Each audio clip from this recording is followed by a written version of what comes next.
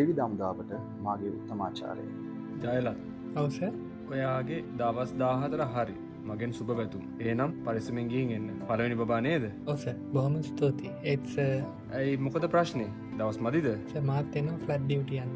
පිස්සුද තමුසෙට? එකට කට්ටිය ඉන්නවා. ඔයා ගිහින් බබාව බලන්න. නෑ සර්. මම ගෙදරට කතා කරුවා. අවුලක් නෑ. නෝනාගේ අම්මා හැමත් ඇවිල්ලා ඉන්නේ. මට පුතාව ඕන වෙලාවක බලන්න පුළුවන්. ජයලත් ඒත් සර් මේ වෙලාවේ කැම්ප් එකේ කට්ටියත් අඩුයිනේ. ඔයාලා වගේ එක්ස්පීරියන්ස් තියෙන උන් හිටියොත් තමයි හොඳ.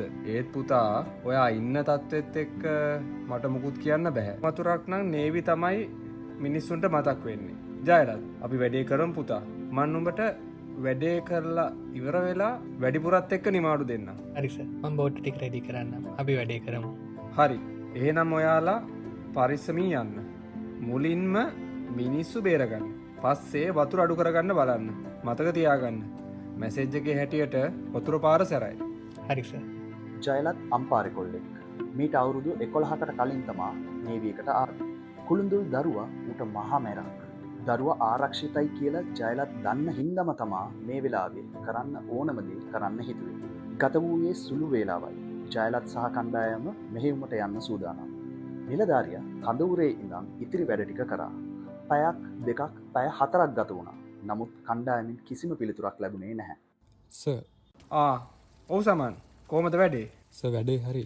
අපි මුලින්ම මිනිස්සු ටික බේරගත්තා. කාටවත් කිසිම කරදරයක් නැහැ. පස්සේ වතුර අඩු කරන්න තනින් තන කාණු කැපුවා.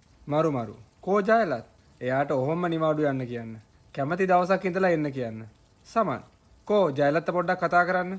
සර් ජයා තමයි බැහැලා වැඩේ කරේ. ඌ නැත්තම් අපිට මේක කරන්න හම්බෙන්නේ නැහැ. මට හිතා ගන්න පුළුවන්. කෝ දැන් ජයලත් එයාට ගෙදර යන්න කියන්න. පව්. ඒ මිනිස්සු බලාගෙන ඇති. අපි පරක්කු වැඩි සර්. ඌ අන්තිම මොහොතේ වතුරට ගියා සර්.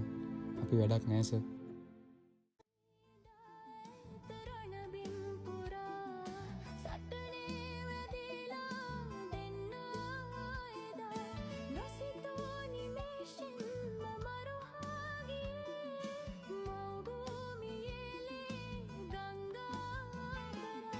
යම් ගම් වෙනස් වුණත් මේ ඇත්ත කතාවක්.